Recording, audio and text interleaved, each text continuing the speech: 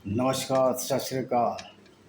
विजय destination में आपका बहुत बहुत स्वागत है। और अपने जो हमारे अपना अमूल्य समय निकाल कर इन वीडियो को 6 घंटे 4 7 घंटे या 4 घंटे जो भी देख रहे हैं उनको भी बहुत तहे दिल से उनका शुक्रिया है, उनका अभिवादन करते हैं कि आप लोग अपना अमूल्य समय निकाल कर हमारे इस चैनल को, यूट्यूब चैनल को देख रहे हैं। तो आज एक बहुत पते की बात हम बताने जा रहे हैं कि किस तरह हिंदुओं को डिमोरलाइज़ किया जगह जगह। जैसे कि अभी पॉलिटिकल एरिना में भी किस तरह डिमोरलाइज़ किया जाता है। आप किसी भी प्रेस में देख लीजिए, किसी भी पत्रिका में देख लीजिए, किसी भी अखबार में देख लीजिए, जो आंकड़े आते हैं वो इस तरह के आते हैं कि त्यागी 8,000, ब्राह्मण 6,000, यादव 9,000, पाल 11,000 और जाट 15,000। तो और अगर जहाँ मुसलमानों का आंकड़ा होगा सीधे बोल देंगे मुसलमान 60,000 और फिर उसको बोल देंगे मुस्लिम बाहुल्य सीट है। जबकि ओवरऑल मुस्लिम 60,000 है और सारे हिंदू मिला के 2.5 लाख है। तो इस तरह ये ऐसा एक मानसिक एक खेल खेलते हैं, साइकोलॉजिकल खेल खेलते हैं हिंदुओं के खिलाफ, जिनको लगे कि माइनॉरिटी में है या कम है। और कभी कभी तो ऐसा लगता है कि हम हिंदुस्तान में है ही नहीं, क्योंकि इतनी आबादी वो बढ़ा चढ़ा के मुसलमानों की और ईसाइयों की बताते हैं। लगता है कि हिंदुस्तान में तो हिंदू ही नहीं है, फिर हिंदू कहाँ है। तो इस तरह की साइकोलॉजिकल वारी सारी पार्टियां करती हैं। और इसमें पत्रकार जो हैं, बहुत सारे पत्रकार हैं जो कि एंटी बीजेपी भी हैं। राजदीप सरदेसाई है, बरखा दत्त है, रवीश कुमार है। ये इस तरह का प्रोपोगंडा फैलाते रहते हैं। दूसरी बात यह है कि जिस तरह ये आंकड़े हिंदुओं के हर जाति दर जाति देते हैं, तो ये आंकड़े इस तरह मुसलमानों को क्यों नहीं देते। ये सिया है, ये सुन्नी है, ये रंगरेज है, ये अंसारी है, ये सैनी है, ये सैन है, ये सैफ़ी है, ये सलमानी है।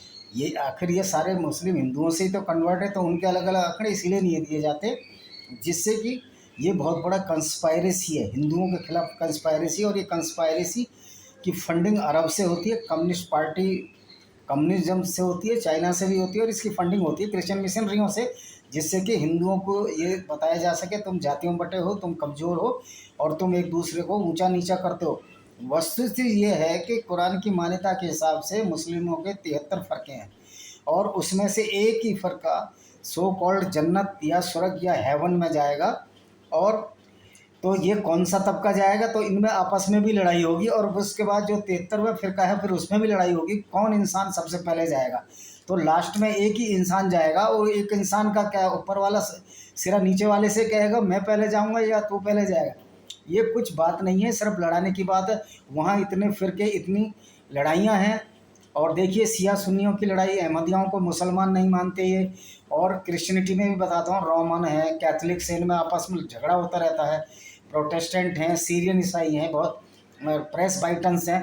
तो ये सारी बीमारियां कोई ये नहीं है। और ये जो गंदगी फैलाई है हिंदू समाज में कि जन्म के आधार पर जाति बनाई, ये वाकई दोष है उन लोगों का जो जन्म के आधार पर जाति बनाती। जाति कर्म के आधार पर जाति की कोई कॉन्सेप्ट हिंदू धर्म में थी नहीं, ये वर्ण व्यवस्था थी। अगर वो कोई पढ़ लिख कर टीचर बन जाए, वो किसी भी वर्ण में था, चाहे वो शूद्र वर्ण में था, लेकिन अगर वो बन जाता है तो उसको ब्राह्मण कहा जाता था। जिस प्रकार की परशुराम जो ब्राह्मण थे लेकिन क्षत्रिय के कार्य करते, तो क्षत्रिय वंश में चले गए। ऐसे विश्वामित्र जो क्षत्रिय थे तो ब्राह्मण उसमें चले गए। एक्चुअल में ये ऑक्यूपेशनल डिस्ट्रीब्यूशन था, ये श्रम विभाजन था, ये कर्म विभाजन था।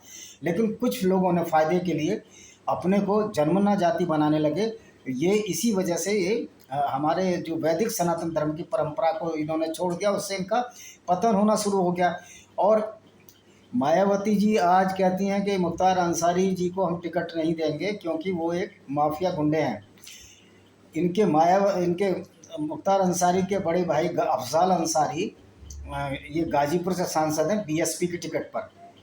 तो ये आप लगा लीजिए ये लोग किस तरह के लोगों को बेवकूफ़ बना रहे हैं। अब ये मुख्तार अंसारी माफिया, लेकिन उनका भाई शरीफ है।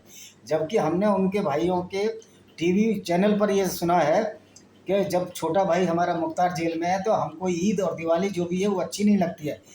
तो ये सब एक ही थैली के चट्टे बट्टे हैं, ये लोग बेवकूफ़ बना रहे हैं। और मायावती जी जो पैसे ले लेकर टिकट बांटती हैं, अब उनको मंच पर आकर कहना पड़ा कि मैं टिकट लेकर पैसे नहीं बांटती। भाई इस बात की ज़रूरत क्या है कि मंच पर आकर तुमको ये कहना पड़ा कि मैं टिकट के पैसे नहीं बांटती।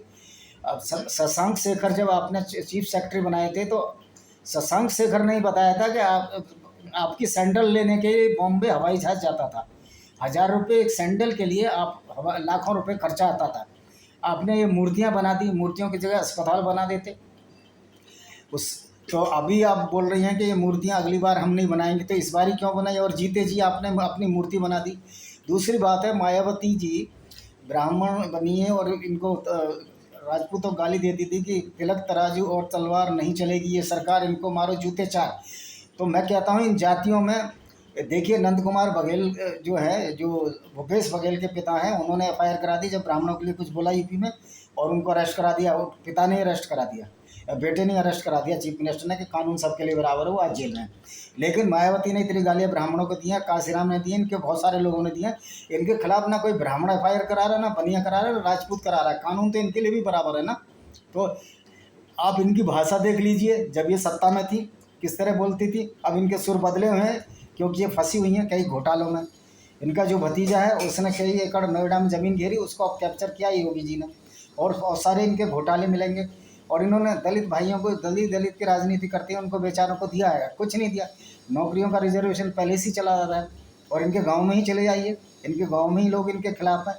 तो ये लोग अभी मुख्तार अंसारी गुंडे बदमाश हो गए, अतीक अहमद गुंडा बदमाश हो गया। अतीक अहमद भी समाजवादी पार्टी में ही थे। अब असदुद्दीन ओवैसी इनको कह रहे हैं हमारे यहाँ से टिकट ले लो, तो असदुद्दीन ओवैसी किस विचारधारा के हैं?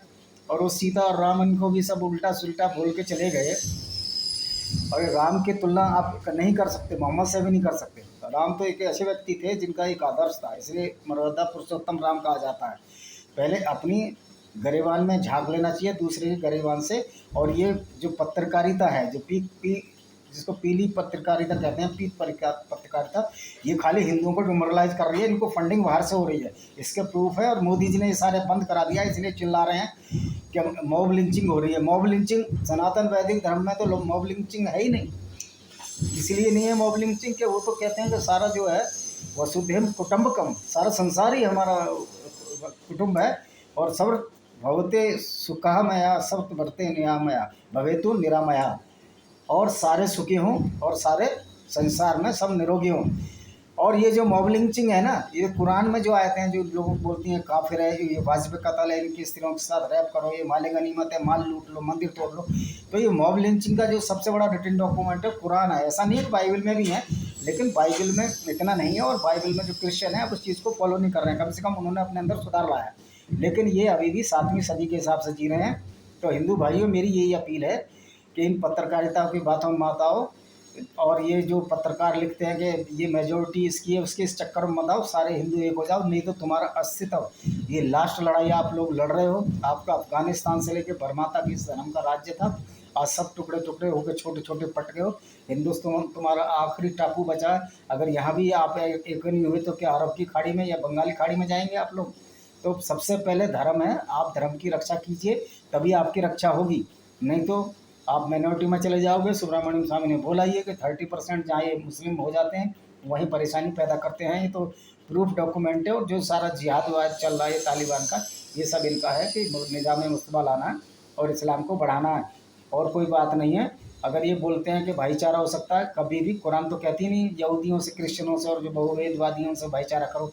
तो ये भाईचारा जो प्रोपोगंडा फैला रहे हैं समाजवादी पार्टी और ये बीएसपी पार्टी और बहुत सारी पार्टियाँ जो सो कॉल्ड से सूडो सेक्युलर है, इससे बड़ा झूठ इस दुनिया में कोई नहीं है। क्योंकि कुरान खुद कह रही है कि भाईचारा नहीं हो सकता काफिरों के साथ। तो ये मुसलमान कुरान को मानेंगे या मुलायम को और अखिलेश यादव को मानेंगे? इसी के साथ मैं अपना ये वीडियो को समाप्त करता हूँ। वंदे मातरम, जय हिंद।